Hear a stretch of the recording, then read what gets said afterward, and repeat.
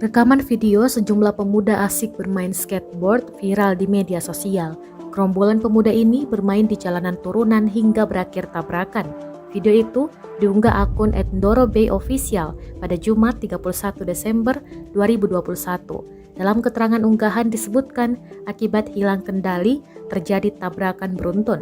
Satu pemuda yang berada di posisi pertama saat bermain skate terlihat kehilangan kendali. Saat itu, teman di belakangnya yang ikut bermain juga kehilangan kendali, sehingga mereka saling menabrak sampai jatuh jungkir balik. Terlihat pula sejumlah motor yang berlalu lalang. Video ini pun menarik perhatian netizen dan ramai berkomentar di kolom unggahan.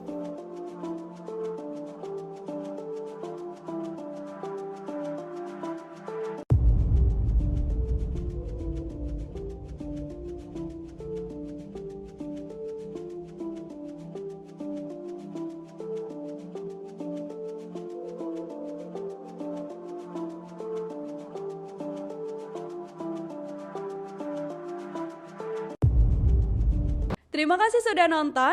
Jangan lupa like, subscribe, dan share ya.